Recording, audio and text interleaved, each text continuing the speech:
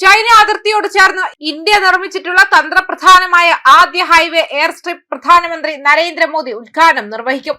അസമിൽ നിർമ്മിച്ചിട്ടുള്ള എയർ സ്ട്രിപ്പിന്റെ ഉദ്ഘാടനം ഫെബ്രുവരി 14-നാണ് നിശ്ചയിച്ചിട്ടുള്ളത്. ചരിത്ര പ്രധാനമായ ഈ പരിപാടിയിൽ പ്രധാനമന്ത്രിയുടെ വിമാനം നേരിട്ട് എയർ സ്ട്രിപ്പിൽ ഇറങ്ങും. ഇതോടൊപ്പം ഇന്ത്യയുടെ സുഖോയ് റാഫേൽ ജെറ്റുകളും ഈ തന്ത്രപ്രധാന എയർ സ്ട്രിപ്പിൽ ഇറങ്ങുന്നതാണ്. അടിയന്തര സാഹചര്യങ്ങളിൽ സൈനിക സിവിലിയൻ വിമാനങ്ങൾക്കായി 4.2 കിലോമീറ്റർ നീളമുള്ള ഒരു ലാൻഡിംഗ് സ്ട്രിപ്പാണ് അസമിലെ ചൈന അതിർത്തിയോട് ചേർന്ന് നിർമ്മിച്ചിരിക്കുന്നത്. അസമിലെ നാഷണൽ ഹൈവേ 127-ലെ ദിബ്രുഗഡ് മോറാൻ സെക്ഷനിൽ പുതുതായി നിർമ്മിച്ച എമർജൻസി ലാൻഡിംഗ് ഫെസിലിറ്റിയിലാണ് പ്രധാനമന്ത്രിയുടെ വിമാനവും യുദ്ധവിമാനങ്ങളും ലാൻഡ് ചെയ്യുക. വടക്കുകിഴക്കൻ മേഖലയിലെ ഹൈവേയിൽ നിർമ്മിച്ച ആദ്യത്തെ എയർ സ്ട്രിപ്പിന്റെ ഉദ്ഘാടനമാണിത്. ഗുവാഹത്തിയിൽ എത്തിയ ശേഷം പ്രധാനമന്ത്രി മോദി ഒരു സൈനിക വിമാനത്തിൽ ദിബ്രുഗഡിലേക്ക് പറക്കും. തുടർന്ന് ദിബ്രുഗഡ് വിമാനത്താവളത്തിൽ ഇറങ്ങുന്നതിന് പകരം പ്രധാനമന്ത്രിയുടെ വിമാനം പുതുതായി നിർമ്മിച്ച ഹൈവേ എയർ സ്ട്രിപ്പിലായിരിക്കും ഇറങ്ങുക.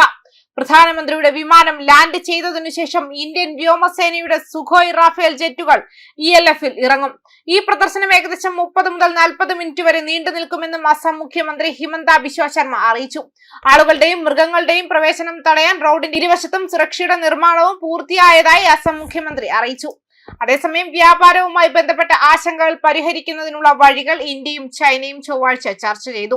അവരുടെ ബന്ധങ്ങളിൽ മൊത്തത്തിലുള്ള പുരോഗതിക്കായി അതിർത്തി പ്രദേശങ്ങളിൽ സമാധാനവും ശാന്തിയും നിലനിർത്തേണ്ടതിന്റെ പ്രാധാന്യം അടിവരയിട്ടു. കിഴക്കൻ ലഡാക്കിലെ 4 വർഷത്തിലേറെയായി നിലനിൽക്കുന്ന സൈനിക സംഘർഷത്തെ തുടർന്ന് കടുത്ത സമ്മർദ്ദത്തിലായ ഉഭയകക്ഷി ബന്ധം സുസ്ഥിരമാക്കുന്നതിനും പുനർനിർമ്മിക്കുന്നതിനും ഇരുപക്ഷവും സ്വീകരിച്ച നടപടികളിലാണ് വിദേശകാര്യ സെക്രട്ടറി വിക്രം മിശ്രിയും ചൈനീസ് വിദേശകാര്യ സെക്രട്ടറി മാ ഷാവോക്സും നടത്തിയ ചർച്ചകളിൽ പ്രധാനമായും ശ്രദ്ധ കേന്ദ്രീകരിച്ചത്. ഷെർപ്പ യോഗത്തിൽ പങ്കെടുക്കാൻ എക്സിക്യൂട്ടീവ് വൈസ് വിദേശകാര്യമന്ത്രി ശ്രീ മാ ഇന്ത്യയിലെത്തി. ഇന്ത്യ ചൈന തന്ത്രപരമായ സംഭാഷണത്തിന്റെ ചട്ടക്കൂടിനു കീഴിൽ നടന്ന യോഗത്തിൽ പുതുക്കിയ ഒരു വ്യോമസേവന കരാറിന്റെ എത്രയും വേഗം അവസാനിപ്പിക്കേണ്ടതിന്റെ ആവശ്യകത ഇരുപക്ഷവും അംഗീകരിച്ചു. ഉഭയകക്ഷി ബന്ധങ്ങളിലെ പോസിറ്റീവ് ആക്കം ഇരുപക്ഷവും അവലോകനം ചെയ്തതായും ആളുകൾ തമ്മിലുള്ള കൈമാറ്റം വർദ്ധിപ്പിച്ച് സെൻസിറ്റീവ് വിഷയങ്ങളിലെ ആശങ്കകൾ പരിഹരിക്കുന്നതിലൂടെ ബന്ധം കൂടുതൽ മുന്നോട്ട് കൊണ്ടുപോകുന്നതിനുള്ള വഴികൾ ചർച്ച ചെയ്തതായും വിദേശകാര്യ മന്ത്രാലയ വക്താവ് രൺധീർ ജയ്സ്വാൾ പറഞ്ഞു. സെൻസിറ്റീവ് വിഷയങ്ങൾ ശ്രീ ജയ്സ്വാൾ വിശദീകരിച്ചിട്ടില്ലെങ്കിലും അപൂർവ ഭൂമിധാതുക്കളുമായി ബന്ധപ്പെട്ട ചൈനയുടെ കയറ്റുമതി നിയന്ത്രണ നടപടികളിൽ ഇന്ത്യൻ പക്ഷത്തിന് ആശങ്കയുണ്ടെന്ന് മനസ്സിലാക്കാം. മിശ്രി മാ കൂടിക്കാഴ്ചയെക്കുറിച്ചുള്ള ഒരു ഇന്ത്യൻ പ്രസ്താവനയിൽ ഉഭയകക്ഷി ബന്ധം സ്ഥിരപ്പെടുത്തുന്നതിലും പുനർനിർമ്മിക്കുന്നതിലും അടുത്തിടെ കൈവരിച്ച പുരോഗതിയും ഉഭയകക്ഷി ഇടപെടൽ മുന്നോട്ട് കൊണ്ടുപോകുന്നതിനുള്ള വഴികളിലുമാണ് ചർച്ചകൾ പ്രധാനമായും ശ്രദ്ധ കേന്ദ്രീകരിച്ചതെന്ന് പറഞ്ഞു.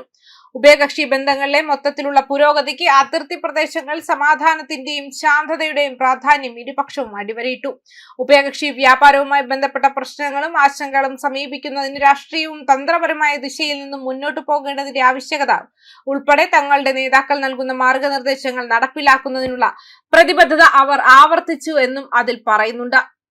ന്യൂസ് ഡെസ്ക് കർമ്മ ന്യൂസ്.